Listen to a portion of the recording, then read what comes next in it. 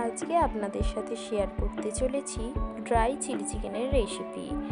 বাড়িতে মাংস বেঁচে গেলে বা সলিড মাংসের পিস থাকলে সেগুলো কিভাবে কাজে লাগাবেন তারই রেসিপি শেয়ার করতে চলেছি।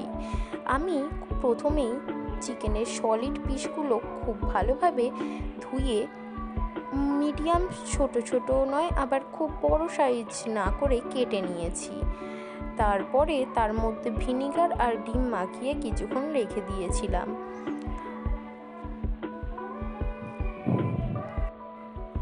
তারপরে মাংসের মধ্যে ম্যারিনেশনের জন্য দিয়ে দিয়েছি 2 চামচ কর্নফ্লাওয়ার, 1 চামচ ময়দা, আর দিয়েছি লঙ্কা গুঁড়ো আর লবণ, আর দিয়ে দিয়েছি হাফ টিস্পুন মতো গরম মশলা গুঁড়ো। তারপর খুব ভালোভাবে ম্যারিনেশন করে কিছুক্ষণ রেস্টে রেখে দিয়েছি। কড়ার মধ্যে তারপরে কিছুটা তেল দিয়ে তেলটা খুব ভালোভাবে গরম হয়ে যাওয়ার পর এক এক করে চিকেনের পিসগুলো দিয়ে পকোড়া বানিয়ে নিয়েছি।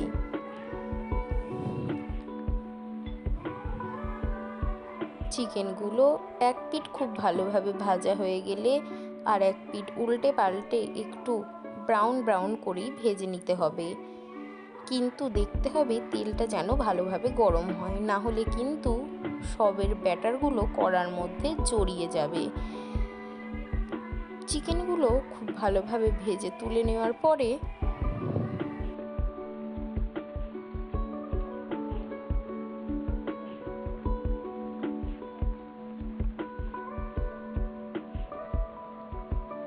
তার মধ্যে দিয়ে দিয়েছি আদা রসুন কুচিগুলো দিয়ে খুব ভালোভাবে নাড়াচাড়া করে দিয়ে দিয়েছি কেটে রাখা লঙ্কাগুলো।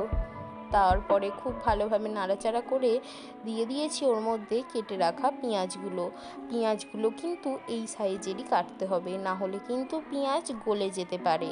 আর পেঁয়াজ দিয়েও কিন্তু তারপরে সামান্য একটুখানি নুন দিয়ে খুব বেশি ডিপ ফ্রাই করলে হবে না, তাহলে কিন্তু পেঁয়াজ সেদ্ধ হয়ে আর পেঁয়াজ খুঁজেই পাওয়া যাবে না বলা যায়।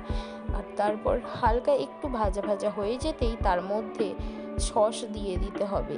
আমি এখানে চিলি সস, সোয়া সস দিয়ে খুব ভালোভাবে নাড়াচাড়া করে নিয়েছি। সোয়া সস আর চিলি সসের পরিমাণটা কিন্তু একদমই এক থাকতে হবে। আর তারপরে ব্যবহার করেছি কেচাপ সস। কেচাপ টমেটো সসটা কিন্তু একটু বেশি পরিমাণেই দিতে হবে, একটু মিষ্টি মিষ্টি স্বাদ হওয়ার জন্য।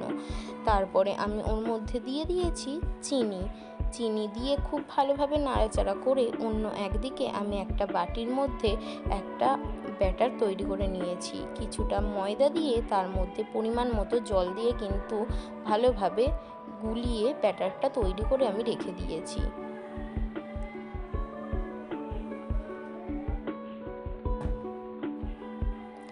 তারপরে আমি ওর মধ্যে দিয়ে দিয়েছি লঙ্কা গুঁড়ো দিয়ে খুব ভালোভাবে নাড়াচাড়া করে ওই ব্যাটারটা কিন্তু ওর মধ্যে আমি দিয়ে দিয়েছি। দিয়ে আবারও খুব ভালোভাবে নাড়াচাড়া করে একটুখানি পরিমাণ মতো জল দিয়ে খুব ভালোভাবে নাড়াচাড়া করে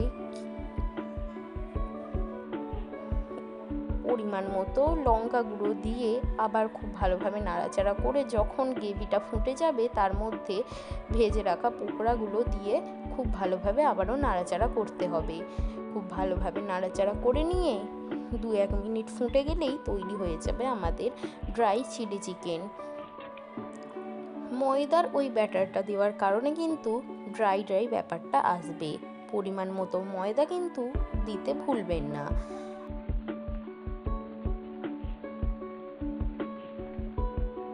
তারপরে একটা পাত্রের মধ্যে নামিয়ে নিলেই তৈরি হয়ে যাবে আমাদের ড্রাই চিলি চিকেন। রুটি বা পরোটা যে কোনো কিছুর সাথেই কিন্তু এর স্বাদ দুর্দান্ত। আর সত্যি বলতে রাত্রিরে যখন রুটি দিয়ে খাচ্ছিলাম অত্যন্ত সুস্বাদু স্বাদের এই ড্রাই চিলি চিকেন অবশ্যই কিন্তু বাড়িতে বানিয়ে একবার ট্রাই করে নেবেন।